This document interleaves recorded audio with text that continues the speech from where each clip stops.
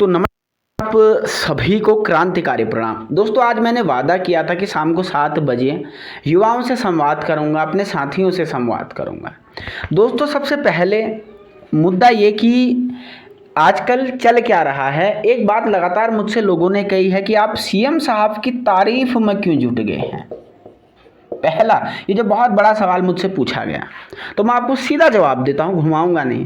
पहली बात, देखिए दोस्तों, आज हमें ये तय करना होगा कि हमें अपनी मांगों को पूरा करवाना है या सीएम साहब का या बीजेपी का विरोध करना है। अगर जो आपको बीजेपी का विरोध करना है या सीएम साहब का विरोध करना है, आप करते रहिए। जो आपको मांगे अपनी पूरी करनी है, तो मैं आपको वचन देता हूँ कि मैं जब भी अगली बार मिलूंगा बहुत जल्द, मैं इन मांगों को पूरा करवाने की 100% अपनी ओर से कोशिश करूंगा। और अगर मैं आपकी मांगें पूरी नहीं करवा पाया, मैं राष्ट्रनीति चैनल से और राष्ट्रनीति प्रमुख के पद से इस्तीफा दे दूंगा और इसके पूरे जितने भी वो हैं हमारे किसी अन्य ऐसे योग्य व्यक्ति को सौंप दूंगा जिस पे आपको शक नहीं होगा। ये मेरा आपको भरी सभा में दिया गया वचन है। लेकिन थोड़ा विश्वास करना सीखिए। मतलब 4-5 दिन आप लोगों से अगर किसी मामले पर संवाद नहीं होता है तो आपको धैर्य नहीं खोना चाहिए। यकीन मानिए, मैं एक बहुत ही साफ स्वच्छ छवि का आदमी हूँ। मैं ऐसे कोई गड़बड़ थोड़ी क्या कर लूँगा, तो आप इस बात को रखिए।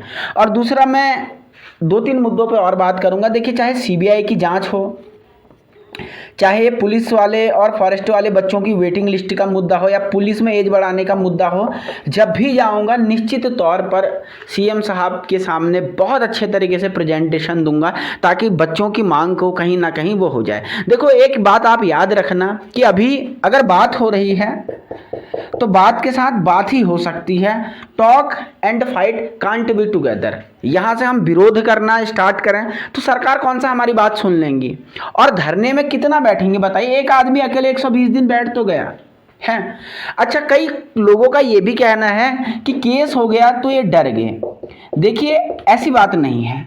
हाँ, केस होने में आदमी एक बार के लिए घबराहट में जरूर आ जाता है, लेकिन भैया मैं खुद एक एडवोकेट फैटर्निटी से आता हूँ। हमारे लिए कई सारे केसों को देखना झेलना कोई बहुत विकट बात नहीं है, बहुत बड़ी बात नहीं है। सामान्य सड़क पर चलने वाले आदमी के लिए केस और एफआईआर कोई बहुत बड़ा विषय हो सकता है। और दूसरी जो सबसे बड़ी बात है, देखिए, ये केस क्या मैंने किसी के रेप के चार्ज में, किसी के मर्डर के चार्ज में जेल जा रहा हूँ जो मुझे डर लगता है।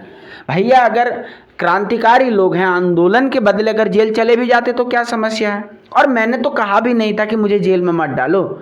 वो तो मैं जमानत की प्रक्रिया में था, उससे पहले ही सीएम साहब ने कह लिया कि नहीं, ऐसे नहीं, बातचीत के जरिए मुद्दों को सुलझाते हैं तो चीज़ें सॉर्ट आउट हो रही हैं। और मैं आपको एक बात और सीएम साहब के बारे में बताता हूँ। सीएम साहब जो हैं व्यक्तिगत रूप से, प्रशासन कैसा है ये आप अपना मूल्यांकन कीजिए, लेकिन व्यक्तिगत तौर पे एक बेहद अच्छे व्यक्ति हैं बोलचाल में।